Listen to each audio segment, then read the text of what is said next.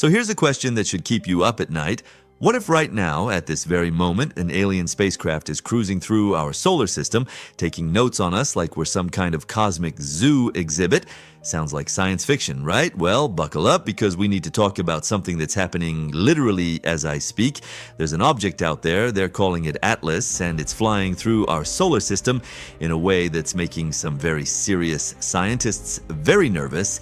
Now, before you roll your eyes and click away thinking this is another conspiracy theory video, let me tell you who's making these claims. His name is Avi Loeb, not some random guy with a YouTube channel and a tinfoil hat. This is the chairman of the astronomy department at Harvard University.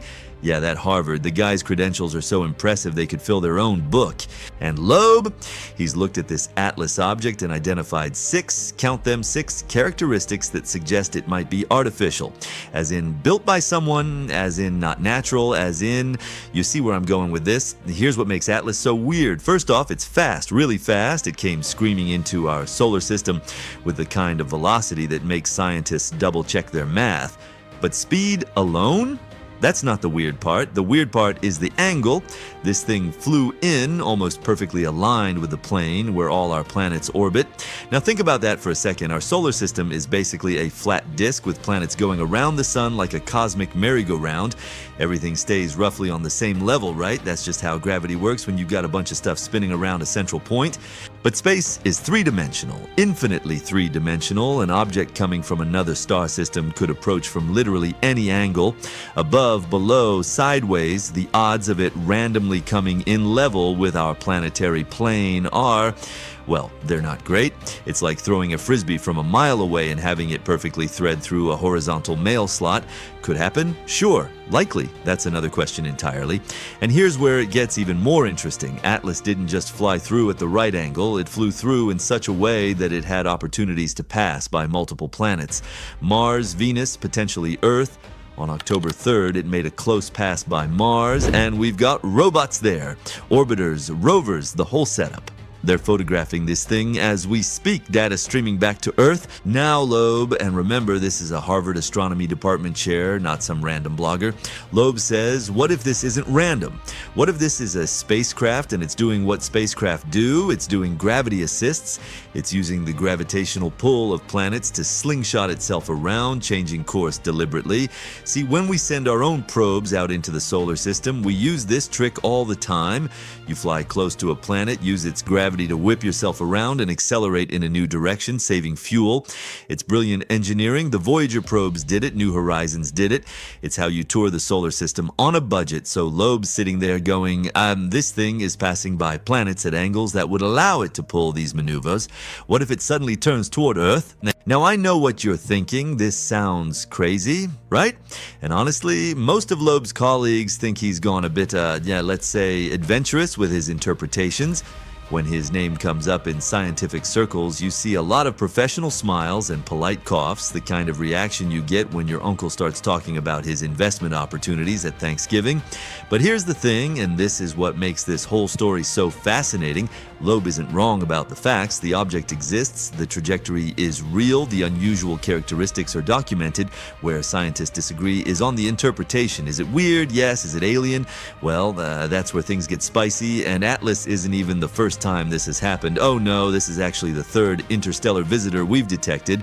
The third, which means either the universe is busier than we thought, or we just got really good at noticing things that were always there. We'll get to the others, including one that really started this whole controversy. But first, you need to understand something important. Until about 8 years ago, we wouldn't have even seen these things coming. We were basically blind. But then something happened in 2013 that changed everything. February 15th, 2013, Chelyabinsk, Russia. It's a cold morning, people are going about their business, and suddenly the sky just explodes. A meteor, nobody saw it coming, nobody had any warning, comes screaming through the atmosphere at over 40,000 miles per hour and detonates with the force of about 30 Hiroshima bombs. The shockwave blows out windows across the city. Over 1,500 people are injured, mostly from flying glass. Dashboard cameras, because this is Russia and everyone has dashboard cameras, capture this absolutely apocalyptic scene of the sky lighting up like someone just detonated a nuclear weapon overhead. And you know what the scary part was? We didn't see it coming at all. This thing was about 60 feet across, weighed around 10,000 tons, and our entire global detection network just missed it completely. It came at us from the direction of the sun, and we were blind. That was the wake-up call. That was the moment when governments around the world went, oh no, we need to fix this. Today in Chelyabinsk, tomorrow in Moscow, next week in New York City, because here's the uncomfortable truth. Space is full of rocks, and some of them have our name on them. So starting in 2013, money started flowing, real money, into programs specifically designed to find and track near-Earth objects, and not just near-Earth, and anything that might be remotely dangerous or interesting got added to the watch list. They started building networks of robotic telescopes, autonomous systems that scan the sky continuously, automatically flagging anything unusual. These aren't your grandfather's telescopes where some graduate student sits in a cold dome all night, manually logging observations in a notebook. No, these are AI-powered, computer-controlled survey systems with wide fields of view, taking hundreds of thousands of images every night, running algorithmic detection software, basically turning the entire visible sky into a 24/7 surveillance system. And it worked. By around 2015 to 2017, we'd essentially made ourselves sharp-eyed, as one scientist put it. We went from missing 60-foot rocks to being able to track objects the size of a small car from millions of miles away, which brings us to October 19th, 2017. A robotic telescope in Hawaii, part of the Pan-STARRS survey system, flagged something unusual, something that shouldn't be there, an object moving too fast on the wrong trajectory, coming from the wrong direction. They call it Oumuamua. In Hawaiian, it means scout or messenger from the distant past, and this thing broke every rule we thought we knew about what visits our solar system. Oumuamua is absolutely bizarre from the moment we spot it, and I mean bizarre in ways that make scientists deeply uncomfortable. First off, the shape. When they finally get enough observations to calculate its dimensions, they realize this thing is shaped like a cigar or a needle, or if you want to be dramatic about it, like something you might design if you wanted to minimize drag while moving through interstellar gas and dust. It's about 400 meters long, but only about 40 meters wide. That's a 10-to-1 length-to-width ratio. Now we've discovered literally millions of asteroids in our solar system. Millions, and you know how many of them have that kind of extreme elongation? Zero. None. We've never seen anything like it. Asteroids are generally potato-shaped, maybe a bit lumpy, but nothing like this needle configuration. Strike one for the "this is just a normal space rock" hypothesis. But the shape? That's just the beginning. The really weird stuff happens after Oumuamua whips around the sun and starts heading back out of the solar system, because it doesn't slow down the way it should. See, when you're leaving the sun, you're climbing out of its gravitational well. You should decelerate in a predictable way. We've got the math down cold. It's basic orbital mechanics that we've understood since Newton. You calculate the sun's mass, the object's distance, run the numbers, boom, you know exactly how fast it should be going. Except Oumuamua doesn't decelerate as much as it should. It's like it's got a little extra push. Something is accelerating it ever so slightly away from the sun. Now here's where most scientists go, okay, it's a comet. Comets do this all the time. They get close to the sun, ice starts vaporizing on the sun-facing side, creates jets of gas that act like tiny rocket thrusters. Mystery solved, except there's no tail, there's no coma, there's no outgassing that we can detect. It looks like a rock, acts like it has a rocket engine, but looks like a rock. This is when Avi Loeb enters the picture, and Loeb looks at this data and basically says, what if it actually is a rocket? What if this is technology? His theory, maybe it's a light sail, a giant, extremely thin reflective surface that's being pushed by solar radiation pressure, photons from the sun hitting the surface and giving it a push. We've actually proposed this as a propulsion method ourselves, using giant mirrors to catch sunlight and accelerate spacecraft. It's real physics. If Oumuamua is a light sail, maybe damaged, maybe derelict, maybe deliberately sent, that would explain both the shape, you want a large, flat, elongated surface to catch maximum photons, and the acceleration. Sunlight is pushing it. And when Loeb published this hypothesis, the scientific community collectively clutched their pearls. You could practically hear the gasps. A Harvard astronomer suggesting alien technology in a peer-reviewed journal? The audacity. But here's the thing, Loeb isn't saying it's definitely aliens, he's saying we can't explain it with conventional models, and artificial origin is a hypothesis that fits the data, which is technically valid scientific reasoning, even if it makes people uncomfortable. Most of his colleagues prefer more exotic natural explanations. Maybe it's a fragment of a planetary collision with unusual composition. Maybe it's a hydrogen iceberg, frozen hydrogen that would outgas invisibly. Maybe it's a dust bunny held together by weird forces. They'll accept almost any natural explanation, no matter how contrived, before they'll seriously consider the artificial one. And you know what? I get it. Extraordinary claims require extraordinary evidence. Its aliens should always be the last explanation you consider after you've exhausted everything else. But the evidence we got was frustratingly limited. Oumuamua came at us from the direction of the sun, which means we were blind to it until it had already passed Earth and was heading away. By the time we realized what we were looking at, it was already leaving. We had maybe a few weeks of decent observations before it became too faint to see. Even with our best telescopes, we weren't ready. We had no deep space probes positioned to intercept. No high-resolution imaging system close enough to get detailed photos. It was like spotting Bigfoot for 3 seconds in your peripheral vision. You saw something, but good luck proving what it was. And then Oumuamua just left. It's out there right now, getting fainter and fainter, carrying its secrets with it. But the story doesn't end there, because in 2019, we got visitor number 2, and this time we were ready. August 30th, 2019, an amateur astronomer named Gennady Borisov, working at the Margo Observatory in Crimea, spots something new. He's using a telescope he built himself, and isn't that just perfect? Sometimes it's not the big fancy institutional instruments that make discoveries. It's one dedicated person with homemade equipment and sharp eyes. He flags an object that's moving strangely, files a report, and within days, other observatories confirm it. We've got another interstellar visitor. They name it 2I/Borisov, the 2I meaning it's the second confirmed interstellar object. Oumuamua was 1I.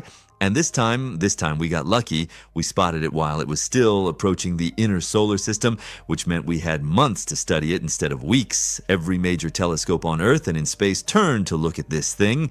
So what did we find? Well, it's a comet, just a regular comet. It's got a tail, it's outgassing visibly.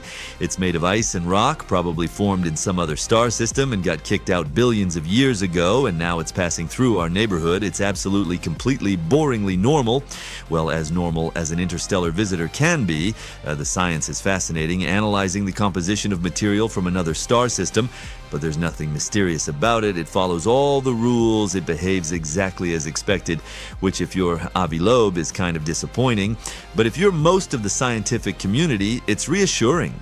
See, they say, interstellar objects are just space debris, natural phenomena, nothing mysterious going on.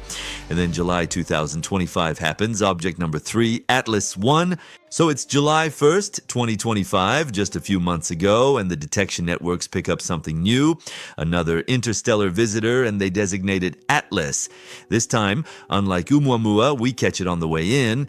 And immediately something's weird about this one. It's moving fast, really fast, even for an interstellar object.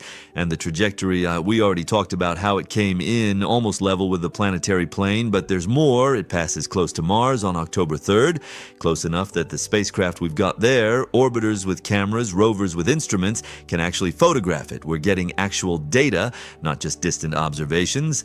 Then it's going to pass by Venus. Not as close, but close enough. Then it'll pass by Earth, though unfortunately, from our perspective, the sun will be in the way, so we'll have limited viewing. Like Oumuamua, it's timing its Earth encounter in a way that makes it hard for us to see, cosmic bad luck, or something else. Then out toward Jupiter. Avi Loeb looks at this trajectory and immediately starts running calculations. These aren't random flybys, he says. Look at the geometry. This object is positioned to potentially perform gravitational assists at multiple planets. If it wanted to change course toward Earth, there's a window where it could do exactly that using Mars or Venus gravity. And then there's the appearance. Atlas has developed a gas envelope around it. It looks like a comet complete with a tail. See? Say the skeptics. It's outgassing. It's a comet. Mystery solved. Can we move on now?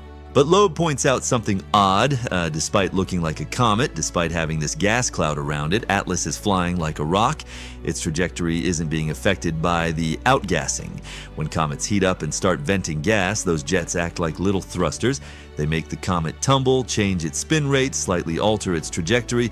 It's called non-gravitational acceleration, and every comet does it. Except Atlas. Atlas has a tail but flies like it's on rails. Perfect gravitational trajectory, no wobbling, no deviation.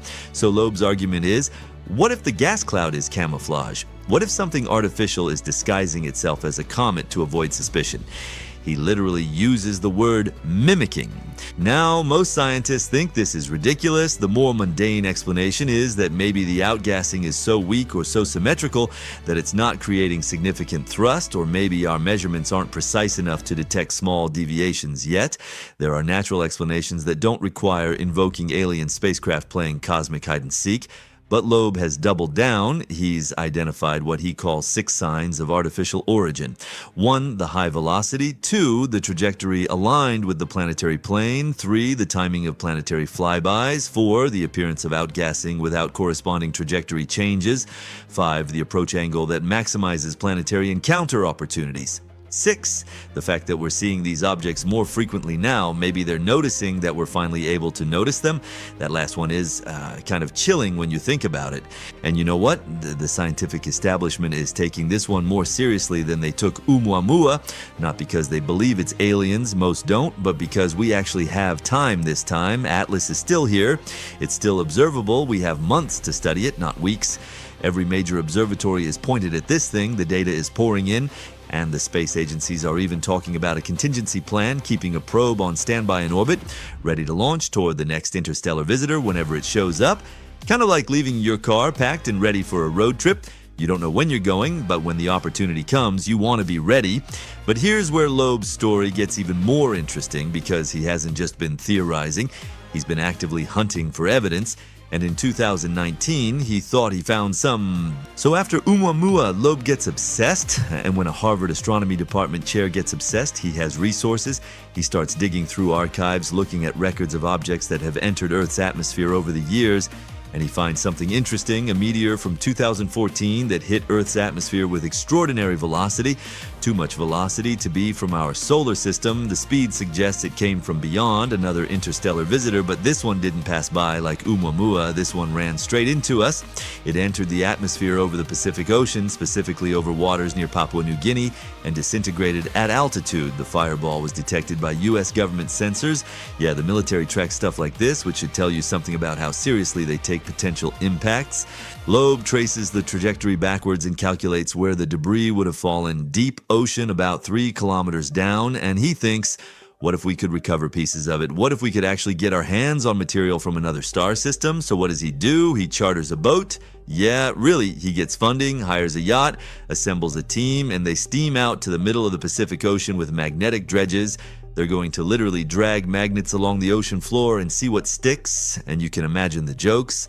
Harvard Astronomer goes treasure hunting for alien spacecraft debris. It sounds like a National Enquirer headline, but Loeb doesn't care. He's all in at this point. They spend weeks out there dredging, and they find spherules, tiny metallic spheres about 1 millimeter across. They pull up hundreds of these little balls from the ocean floor, right where the calculated debris field should be. Loeb brings them back, has them analyzed, and announces the composition is unusual. These metallic ratios don't match any known human-made alloys. The isotopic signatures are strange. He publishes papers suggesting these might be fragments of interstellar technology, maybe even parts of a spacecraft that malfunctioned, hit our atmosphere, and broke up. The scientific community's reaction, let's just say, skeptical. Other researchers point out that metallic spherules on the ocean floor aren't that unusual. Ships have been dumping industrial waste for centuries. Undersea volcanoes create weird metallic deposits. The ocean floor is littered with odd metal bits. As for the unusual composition, show us isotopic ratios that definitively prove extraterrestrial origin, they say. Show us something that can't be explained by terrestrial processes. And so far, Loeb hasn't quite cleared that bar. But here's what I find interesting about this whole saga. Loeb isn't just making claims and walking away. He's doing actual field work. He's collecting physical samples. He's running tests. He's publishing data. Other scientists can check his work, critique his methods, run their own analyses. That's how science is supposed to work, even when the hypothesis is unconventional. You don't just speculate. You gather evidence, present it, and let others evaluate it. Is Loeb right? I honestly don't know. The odds are probably against him. The "it's aliens" explanation usually doesn't pan out. But is he doing science? Yes, unconventional, audacious, career-risking science, but science nonetheless. And you've got to kind of admire the commitment. This guy went from respected academic to that eccentric professor who thinks everything is aliens. He's risking his reputation, his credibility, his legacy. Why? Either he genuinely believes he's on to something profound, or he's gone a bit off the rails. Time will tell. But while we're talking about alien visitors, let's address the obvious question. Forget mysterious objects flying past us. What about life actually existing somewhere in our own solar system? Because if we can't even find microbes on Mars, what chance do we have of finding intelligent civilizations around other stars? Let's talk about Mars. Mars, the planet that's been teasing us with the possibility of life for over a century, and I mean literally teasing us. It's like Mars is playing hard to get. Let's start with the biggest tease of all, the canals. Back in the late 1800s, reputable astronomers with good telescopes, when we're talking professionals, not cranks, started reporting these linear features on Mars channels, networks of straight lines crisscrossing the surface. The Italian astronomer Giovanni Schiaparelli made the first detailed maps, calling them canali, which means channels in Italian, but got translated to English as canals. And canals are artificial. Canals are built by someone. Then Percival Lowell, American astronomer, wealthy guy, smart guy, built private observatories specifically to study Mars. And he didn't just see the canals, he mapped hundreds of them, drew incredibly detailed charts, published books arguing that Mars had an advanced civilization struggling with a dying, drying planet, building massive irrigation systems to transport water from the polar ice caps to the equatorial cities, and people believed it. This wasn't fringe stuff. This was mainstream scientific discussion in the early 1900s. The idea of Martians wasn't science fiction, it was presumed fact. Then we got better telescopes and spacecraft, and whoops, no canals, none, zip, zero. Mars is covered in craters and valleys and ancient dried riverbeds, but no straight-line canal networks. So what were they seeing? Nobody knows for sure. Maybe some combination of real geological features, optical illusions, and the human brain's tendency to see patterns that aren't there. Maybe the blood vessels in their own eyes projected onto the image, or maybe just wishful thinking made visible. But the canal story teaches us something important. We really want to find life on Mars. We want it so badly that for decades, serious scientists convinced themselves they were seeing evidence of civilization.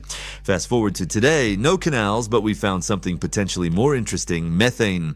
Methane in Mars's atmosphere, and on Earth, methane comes primarily from biological sources: bacteria in soil, in water, in animal digestive systems. It's a biosignature, a sign of life. Now, methane can also come from geological sources, volcanic activity, chemical reactions in rocks, but Mars isn't volcanically active anymore, so where's the methane coming from?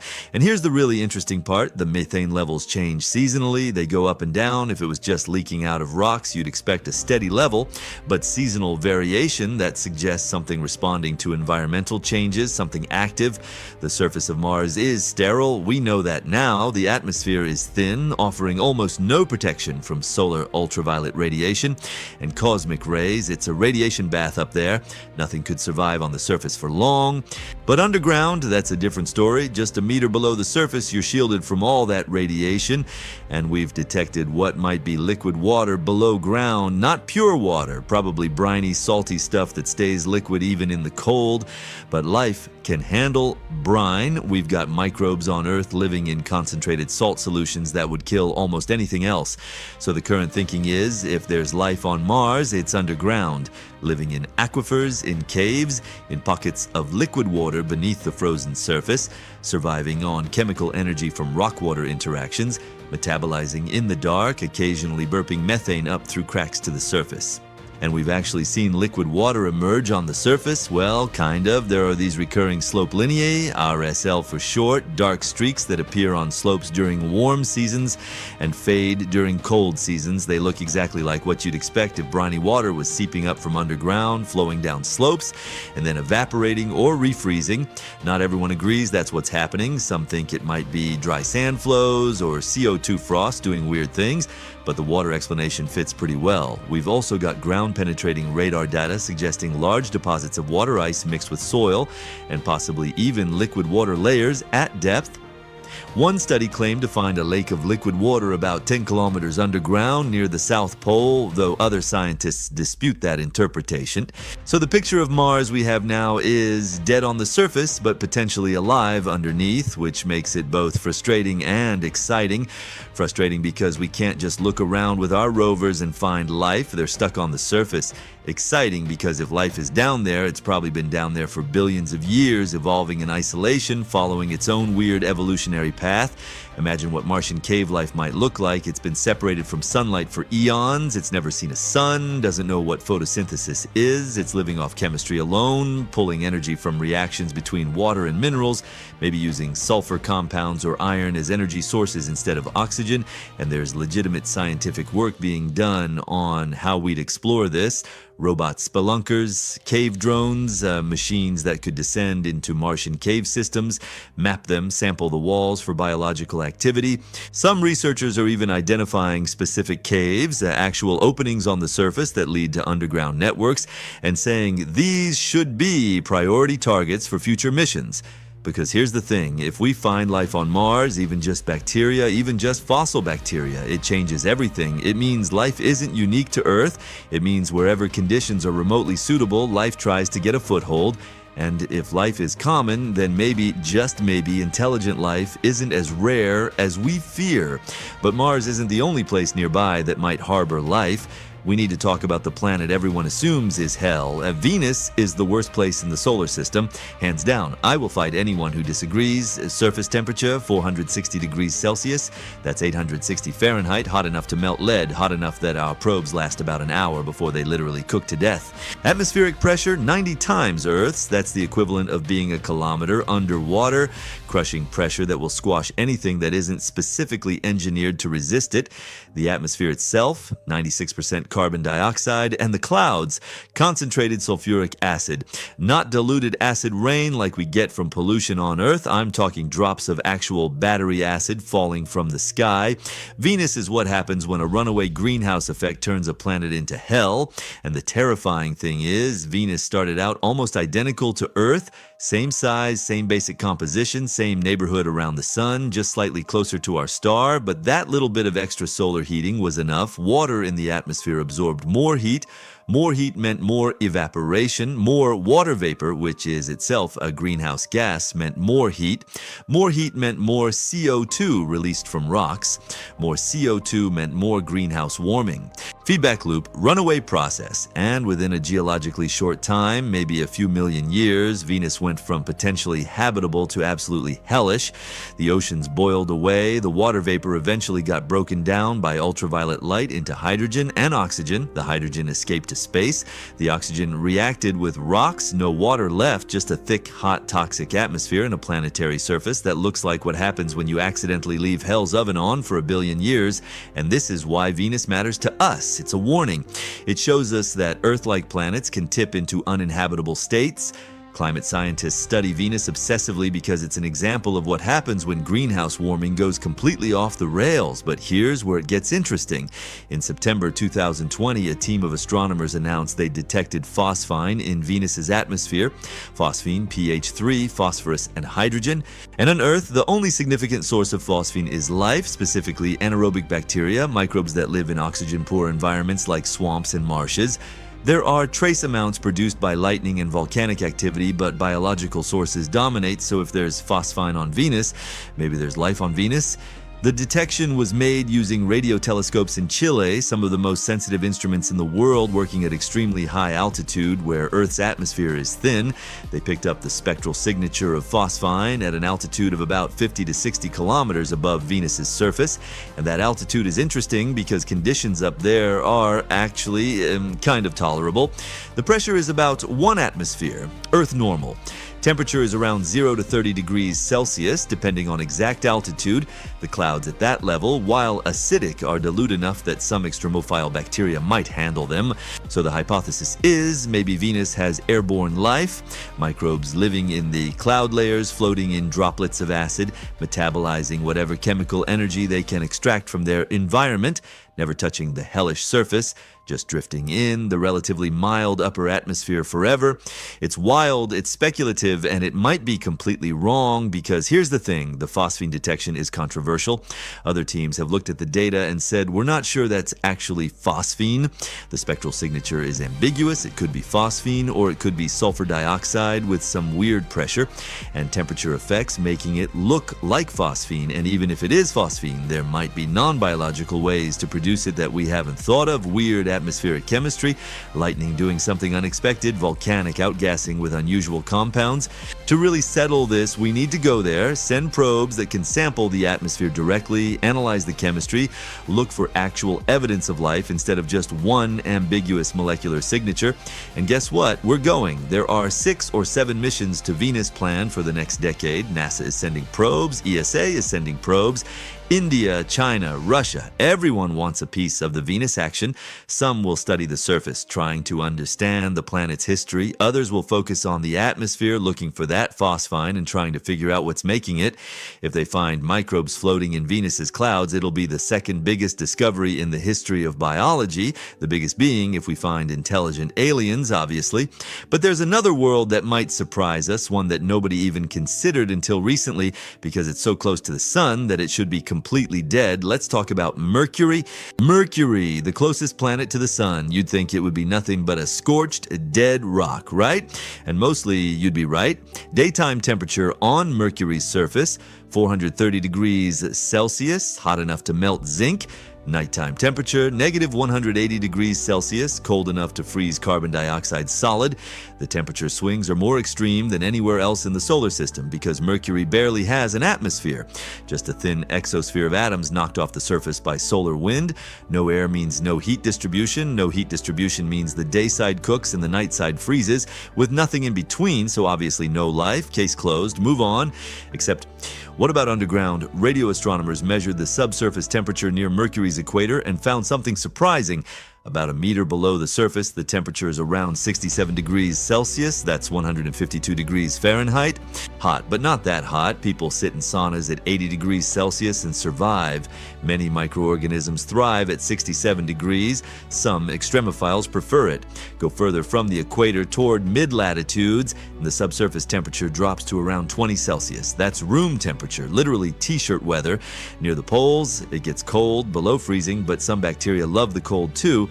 So from a temperature perspective, Mercury's subsurface environment spans the entire range of habitable temperatures. You could find a zone underground that's perfectly comfortable for whatever your preferred temperature range is. Okay, you say, but there's no water, no organics, nothing to build life from. Well, maybe. Here's where it gets weird. When spacecraft photographed Mercury in detail, they found something strange. Certain impact craters have abnormally dark floors, not gray like the surrounding rock. Black, really black, almost no light reflection. And the material looks organic. Spectroscopically, it's similar to the complex organic tars and hydrocarbons we find in carbonaceous meteorites, dark carbon-rich compounds. On Earth, black organic-rich deposits usually mean one thing: life. Dead life that's been cooking underground for millions of years, but life nonetheless. We call it oil or coal or kerogen. Could Mercury have something similar? Could there be or have been subsurface microbial life producing organic compounds that occasionally get exposed on the surface? Retry H continue when meteorite impacts punch through and excavate the deep layers? It's extremely speculative. Most scientists think those dark deposits are probably just carbon-rich material delivered by meteorite impacts over billions of years. Mercury has been taking hits from comets and asteroids its entire existence, and many of those objects are rich in organic compounds. Smash enough of them into Mercury's surface and you'd get dark carbon stains in crater floors. But the alternative is tantalizing. What if there's a subsurface biosphere on Mercury? What if microbial life exists in thermal zones underground, metabolizing whatever chemical energy is available, and those black patches are the waste products or dead remnants of that life? We won't know until we go there, and going to Mercury is hard. It's deep in the sun's gravity well, which makes it expensive to reach. The radiation environment is brutal. You're that much closer to the sun's output. Only 2 spacecraft have ever visited, Mariner 10 in the 1970s and Messenger in the 2010s. Neither landed, they just flew by and took pictures. 1. To really investigate those black deposits, we'd need a lander with drilling equipment and a sophisticated chemistry lab. We'd need to sample material from different depths and analyze it for biological signatures. That's probably decades away if it happens at all. But the mere possibility that Mercury, the closest planet to the Sun, might harbor subsurface life, that's mind-blowing. It would mean life can get a foothold in the most unlikely places, which brings us to what might be the most promising locations in the entire solar system for finding life, the ice moons. And these aren't at Mercury's distance from the Sun. They're way out in the cold, dark outer solar system, which should make them dead and frozen, should being the operative word. Jupiter has dozens of moons. Most are just captured asteroids, small, irregular chunks of rock, but 4 of them are massive, roughly the size of our moon or larger. Galileo discovered them in 1610, and they're called the Galilean moons, Io, Europa, Ganymede, and Callisto. Io is a volcanic nightmare, the most geologically active body in the solar system, with hundreds of active volcanoes constantly resurfacing the place. Ganymede and Callisto are big ice balls with interesting geology, but probably not life. But Europa is special. Europa is covered in ice, thick ice, maybe 20 kilometers deep in some places, and the surface looks weird. It's crisscrossed with cracks and ridges, stained with brown and red discoloration, relatively few craters. It looks young, it looks active, and beneath that ice shell, an ocean, a global ocean of liquid water, possibly 100 kilometers deep. We know this because of magnetometry. When spacecraft fly by Europa, they can measure the magnetic field around it, and Europa has a weak magnetic field that appears to be induced, created by Jupiter's powerful magnetic field interacting with something electrically conductive in Europa's interior. Salt water is electrically conductive, freshwater ice is not, so Europa must have a salty liquid ocean underneath that ice. The heat to keep that water liquid comes from tidal flexing. Europa's orbit around Jupiter isn't perfectly circular, it's slightly elliptical. As Europa gets closer and farther from Jupiter, the tidal forces squeeze and stretch the moon. That flexing generates heat through friction in Europa's interior, the same way bending a paperclip back and forth makes it hot. So you've got a 100-kilometer deep saltwater ocean kept liquid by tidal heating, protected from Jupiter's radiation by 20 kilometers of ice, potentially sitting on a rocky seafloor where hydrothermal vents might exist. Sound familiar? It's basically the same environment as Earth's deep ocean, and we've found thriving ecosystems around hydrothermal vents in Earth's deepest, darkest ocean trenches. No sunlight? Doesn't matter. The organisms at those vents don't use photosynthesis. They use chemosynthesis, extracting energy from chemical reactions between hot vent water and cold seawater. The chemistry provides the energy, and entire food chains build from there. We've found tube worms, crabs, fish, octopuses, bacterial mats, whole ecosystems that have never seen the sun and don't care. If Europa has similar vents on its seafloor, and the geology suggests it might, then Europa could have similar ecosystems. Maybe not fish and crabs, but bacteria for sure, maybe more complex organisms. Who knows how far evolution might have gone in Europa's ocean over the past 4 billion years? And here's the exciting part. We don't necessarily have to drill through 20 kilometers of ice to find out. Europa has geysers. The Hubble Space Telescope has photographed plumes of water vapor shooting up from Europa's surface, geysers erupting through cracks in the ice, spraying ocean water into space. Some of it falls back as snow, but some of it forms a thin atmosphere, and some might carry organic material or even microorganisms from the ocean below. 2 missions are currently on their way to Jupiter to study Europa up close. NASA's Europa Clipper launched in 2024, and ESA's JUICE, Jupiter Icy Moons Explorer, is also en route. They'll arrive around 2030 to 2031. These aren't landers, they're orbiters that will make multiple close flybys of Europa, swooping low over the surface, flying through those geyser plumes if possible, using spectrometers and mass spectrometers to analyze whatever they encounter. If there are organic molecules in those plumes, amino acids, lipids, anything that suggests biological activity, the instruments should detect them. If there are actual microorganisms being ejected from the ocean, well, that would be the discovery of the millennium. And Europa isn't alone. Saturn's moon Enceladus is similar, smaller, but also has a subsurface ocean and active geysers that we've already flown through with the Cassini probe. And Saturn's largest moon, Titan, has liquid methane lakes on its surface and possibly a subsurface water ocean too. The outer solar system is apparently full of hidden oceans. We went from thinking life needs an Earth-like planet with sunlight and a surface surface ocean to realizing that icy moons with underground seas might actually be more common and potentially more habitable. If we find life in Europa's ocean, even just bacteria, it would prove that life can arise independently in isolated environments. It would mean life isn't a fluke that happened once on Earth. It would mean the universe might be teeming with life in places we never thought to look. But what about worlds beyond our solar system? What about actual exoplanets around other stars? Have we found any signs of life there? As of a few days ago, we've discovered about 7,900 exoplanets. That number is growing almost daily. Most of them are giant gas planets like Jupiter. Those are easier to detect. But we've also found dozens that are roughly Earth-sized, rocky, and orbiting at distances where liquid water could exist. Finding them is one thing. Figuring out if they have life is another thing entirely. See, these planets are light years away. We can't send probes. We can barely see them directly. Most are detected by indirect methods like watching their star dim slightly when they pass in front of it or measuring the star's wobble from the planet's gravitational pull. But we can analyze their atmospheres using spectroscopy. When a planet transits in front of its star, some of the starlight passes through the planet's atmosphere on its way to us. Different molecules in that atmosphere absorb light at specific wavelengths, creating a sort of chemical fingerprint. By analyzing that fingerprint, we can determine what gases are present in the atmosphere, and certain gases are biosignatures, molecules that, on Earth at least, are primarily produced by life. Oxygen is a big one. Earth's atmosphere is 21% oxygen, and almost all of it comes from photosynthetic organisms. Without plants, algae, and cyanobacteria constantly producing oxygen, it would react with rocks and disappear within a few million years. So if you find a planet with lots of oxygen in its atmosphere, that's a hint, not proof. There are theoretical ways to produce oxygen without life, but a strong hint. Methane is another. As we discussed with Mars, methane is produced by life on Earth, though it can also come from geological sources. But the really interesting biosignature is something called dimethyl sulfide, DMS. It's the molecule that makes the ocean smell like the ocean, that distinctive sea breeze scent when you walk toward a beach. That's dimethyl sulfide. On Earth, DMS is produced almost exclusively by marine phytoplankton, microscopic algae floating in the ocean. When they metabolize certain sulfur compounds, they release DMS as a byproduct. It's a very specific biosignature with very few non-biological ways to produce it.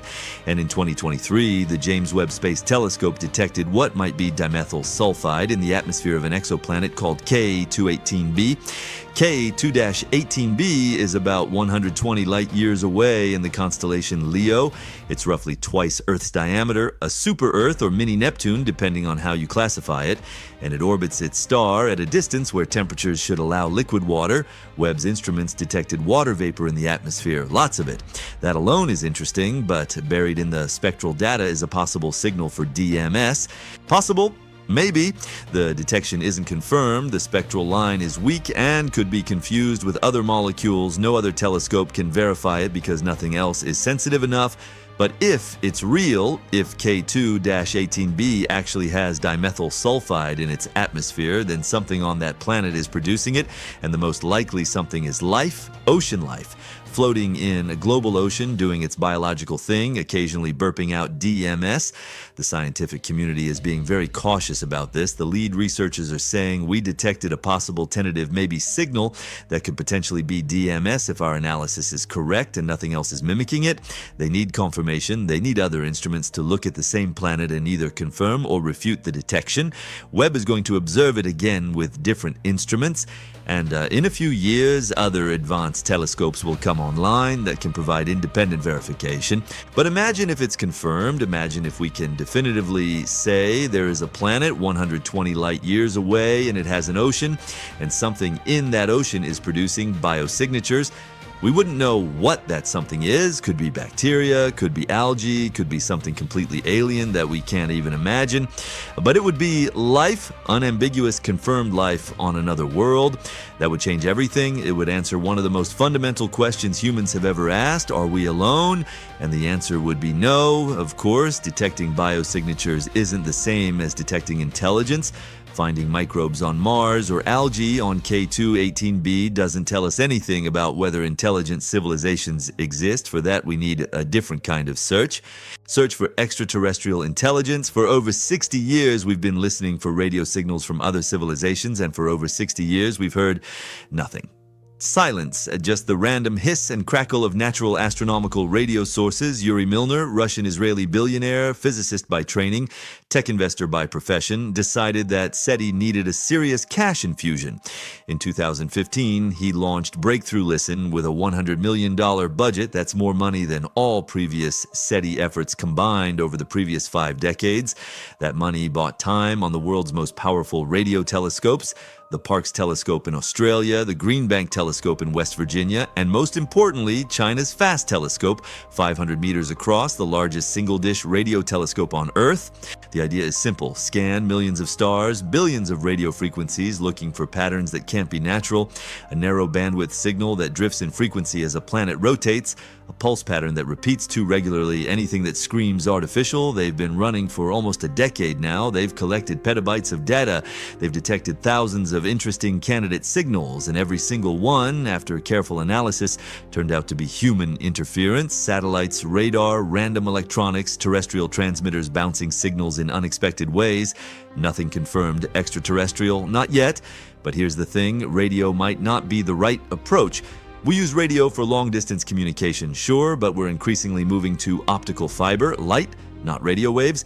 Information transmitted as photons through fiber optic cables is faster, higher bandwidth, more secure than radio. If we're making that transition, maybe advanced civilizations did too. Maybe they used radio for a brief period, a few hundred years, and then switched to something better. And we're trying to listen to their radio transmissions during the narrow window when we have radio technology, but they've already moved on. Some researchers think optical SETI is more promising, looking for laser pulses instead of radio waves. A powerful laser can be focused into a tight beam that travels across interstellar distances without spreading out too much. It's high bandwidth, it's efficient, and here's where Russia comes in again, but this time with a project that costs almost nothing. Near Lake Baikal in Siberia, there's a facility run by Moscow State University's Institute of Nuclear Physics. They've built an array of detectors designed to catch cosmic rays, high-energy particles from space that hit Earth's atmosphere and create brief flashes of light. One of the researchers, a guy named Panov, realized these detectors are looking for flashes of light from space. What if we're accidentally catching laser signals from aliens and just ignoring them because we think they're cosmic rays?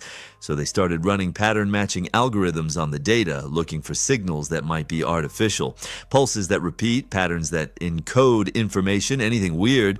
They've been doing this for 3 years now. They've caught satellite laser altimeters, instruments on Earth-orbiting satellites that use lasers to map terrain. They've caught atmospheric phenomena. They've caught all kinds of terrestrial noise, but no confirmed alien laser signals, not yet, though Panov points out maybe they have detected alien signals, but they just don't recognize them as such. If you don't know what you're looking for, how do you know when you found it? So let's say we detect something, a radio signal, a laser pulse, an unambiguous message from another civilization. What do?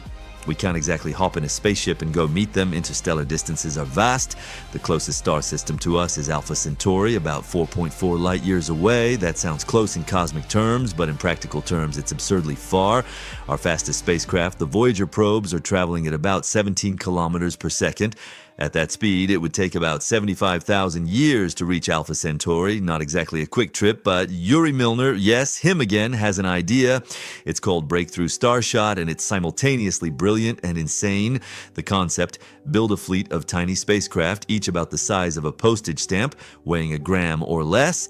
Attach each one to an ultra-thin reflective sail, maybe 3 to 4 meters across, but weighing only a gram or two. Total mass per craft, a few grams. Then build a massive array of ground-based lasers, we're talking gigawatts of laser power, and aim them all at the sail.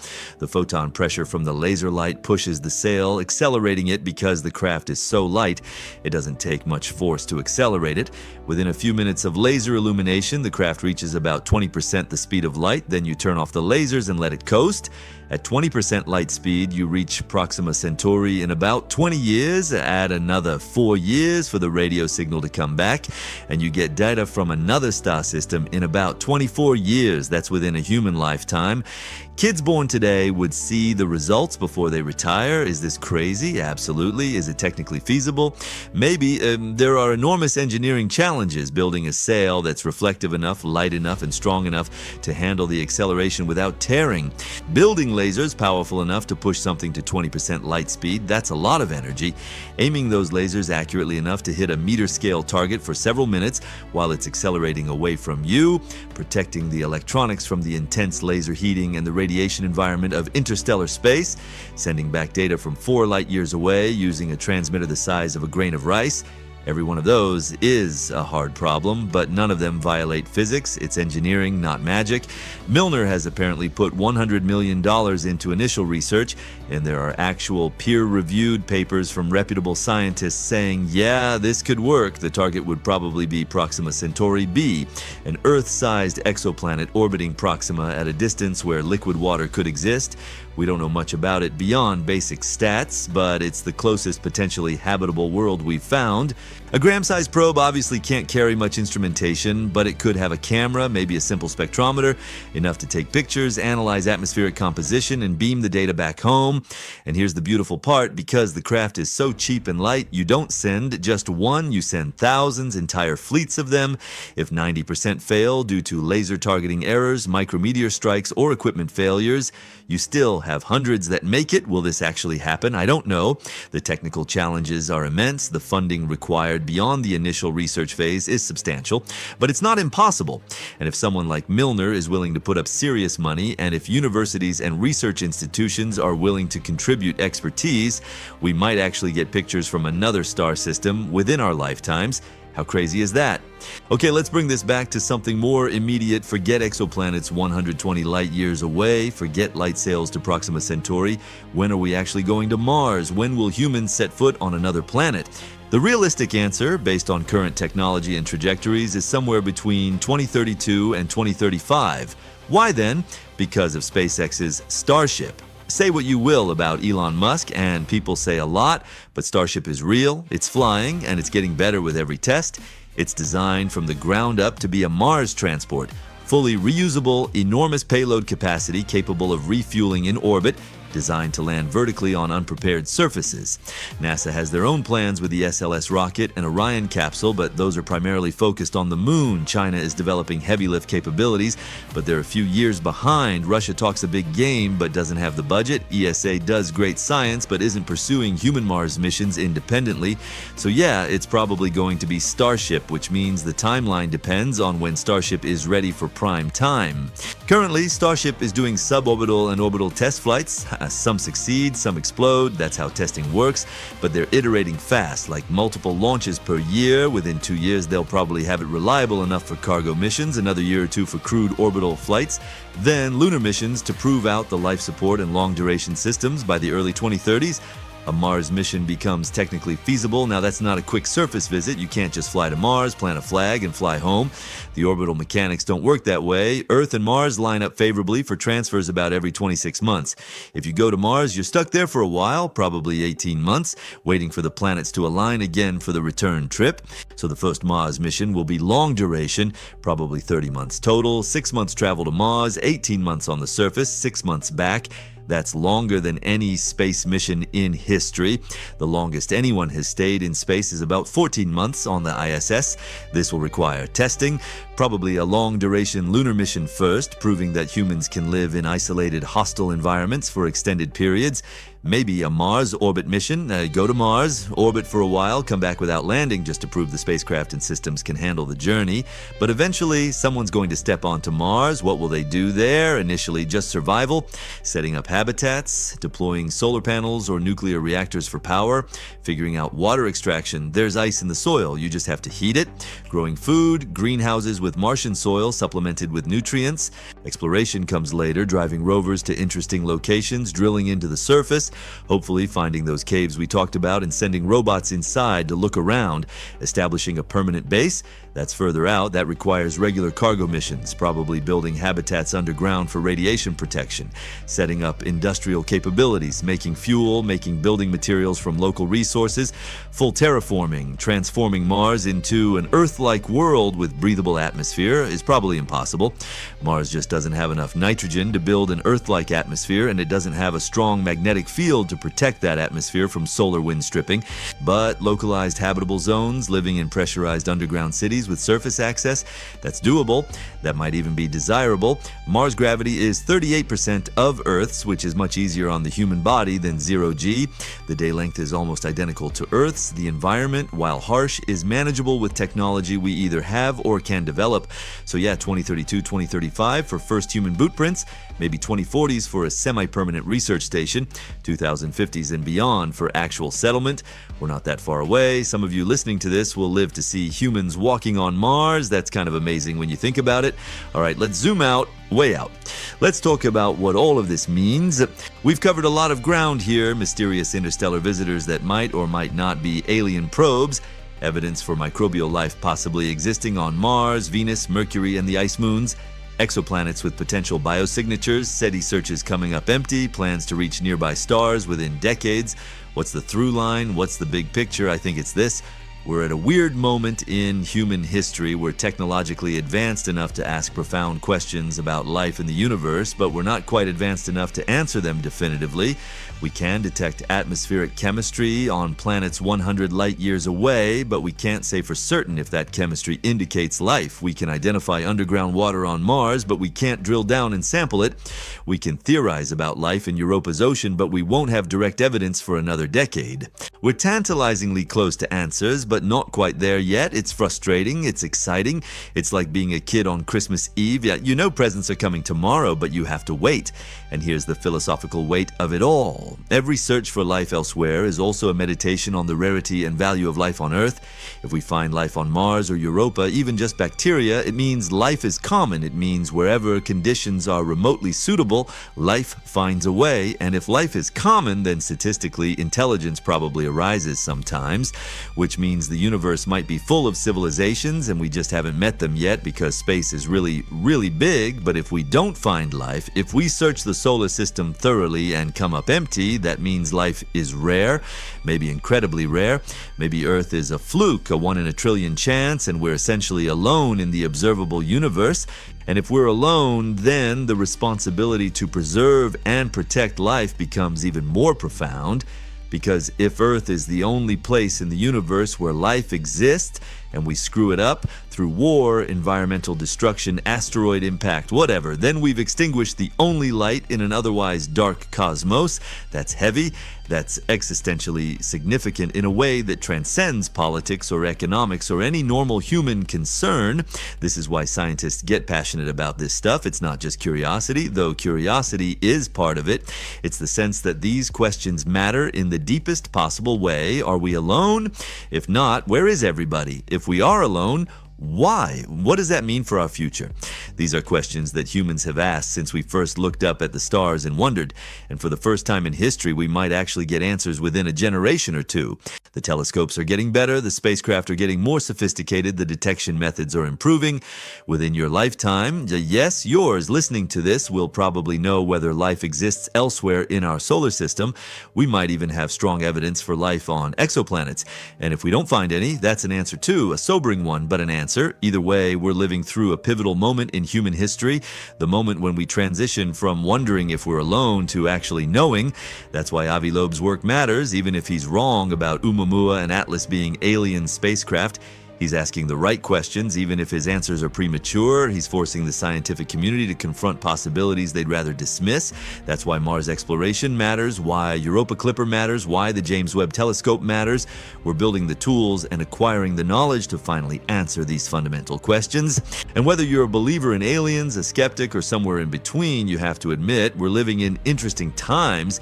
The cosmic visitors, whether they're just space rocks or something more, are reminders that we're part of a larger universe, that Earth isn't isolated, that we're one planet among billions, orbiting one star among hundreds of billions, in one galaxy among trillions, and somewhere out there, maybe something else is looking up at their sky and wondering the same things we're wondering, or maybe not. Maybe it's just us alone with our questions and our curiosity, trying to understand our place in an empty cosmos. Either way, we keep looking, we keep searching, because the questions are too important not to ask, and the answers, whatever they turn out to be, will shape humanity's understanding of itself for generations to come.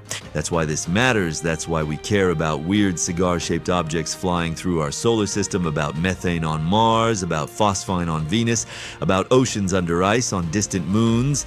We're not just exploring space, we're exploring the biggest question humans have ever asked. Are we alone? And someday soon we might finally know. 1.